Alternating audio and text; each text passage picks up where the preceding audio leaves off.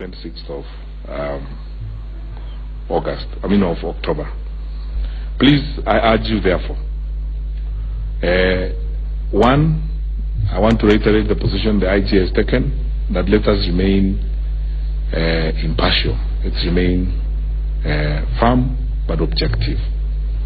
We serve all Kenyans, and every Kenyan, regardless of their gender, their ethnic background, their religion, their political persuasion, expects and should get service from us, unqualified service. But I want to pause here and tell you something, which I think I would be responsible if I did not address in this meeting, IG. My brothers and sisters, as a country, this is something we have to speak to each other very candidly. As a country, we are at a place we have not been to before. Looking at the events around the country, looking at the political rhetoric around, a little earlier this afternoon I was watching a press conference that shocked me. When you look at all these things, there has never been a time, and I'm talking to you not just as senior police officers, I'm talking to you also as leaders. There has never been a time in the recent time or the recent history of this country when the call to carry the burden of leadership has been so clear as it is today. And we have to carry that burden of leadership, which means we have to exercise extreme restraint. Extreme restraint. I can assure you, you are going to be provoked, and we are going to be provoked. Things are going to be said that will shock us out of our normal comfort. But I want to urge you very sincerely that one way we are going to shepherd this process and get our country forward is by us in the security sector exercising extreme restraint. Let's act with a measure of caution.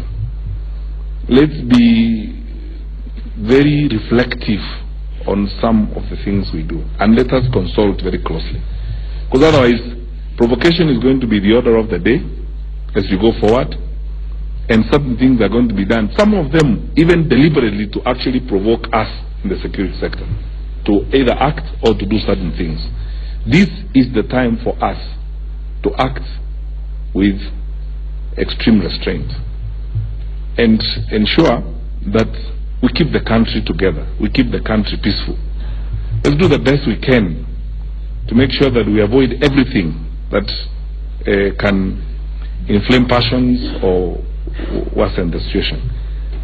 Let's act within the law, and we'll be firm, objective, but most importantly, if we are going to be even-handed and we treat everyone equally, chances are that we will be able to shepherd our country forward together. We have not been here before as a country, and when I look at the reports I see, the briefings I'm getting from my colleagues in the security sector from across the country, I can tell, and we can all tell, that we're called upon at this point in time to be very cautious, to be measured, to be reflective, and to be restrained in the way in which we act. But otherwise, I have no doubt, and we have none in government, that we have a very professional security sector team led by very committed and serious people who love their country enough to ensure that we succeed together. Be firm on hate speech, be firm on crimes that are going to be committed. The law is blind to status, it's blind to gender, it's blind to political persuasion, it's blind to creed. The law is blind to ethnic background. I'm sure Honorable Kaparo may have shared with you the challenges we have in the country right now. And as a result, for example, when you look at what we are experiencing in social media in this country, it's unbelievable, the kind of things that are happening. But let's be focused on implementing the law where we need to act. Let us act with firmness, and let's be as even-handed as we ever can be, so that we can keep the country together. But I want to urge you that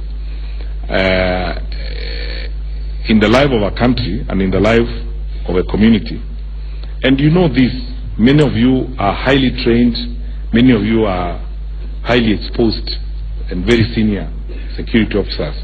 You understand this more than I even can ever do.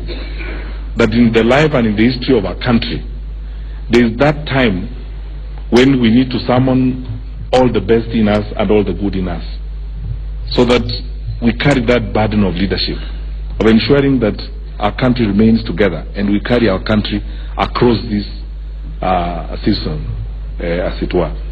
Because day after day you see a lot of provocation, and day after day you see utterances that could inflame passions. Let's do the best we can in our various jurisdictions to ensure that we exercise caution and we keep the country together. Lastly, I assure you of our continued support, and as we go forward, whatever issues that come up relating to your welfare, we will do the best we can. I have been in several regional meetings with some of you when I've been out of Nairobi. I can see, and I frankly understand, when certain issues are raised and when we face certain questions from you or expectations from you on the support that you need where we have shortfalls. I want to assure you that we are all doing the best we can to ensure that we support you even better. Yesterday, Cabinet approved a small budget for us to support the security sector during the forthcoming presidential election, and we are looking at where we have certain gaps that we need to deal with, support you here and there, as the Inspector General of Police will guide us. But I can assure you, and I promise you, we are all committed to working and supporting the Inspector General and his deputies to give you the support that you need so that you can deliver on the duty and the work that we have at hand.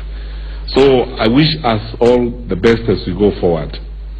And because I know all of you good people are believers, also pray, because ultimately the security of the country is not so much because of the guns and the arms that we have. It is first and foremost everyone acting on the basis of the fundamental good faith that we have one thing in common called our country, a wonderful blessing called Kenya, that we must look after all of us together. And even in the face of the most extreme provocation, remember that we have a country and we have wananchi. And many of our people, a greater population of this country, are people who want very simple, straightforward things in this life. A working environment, an opportunity for them to earn a living and move forward.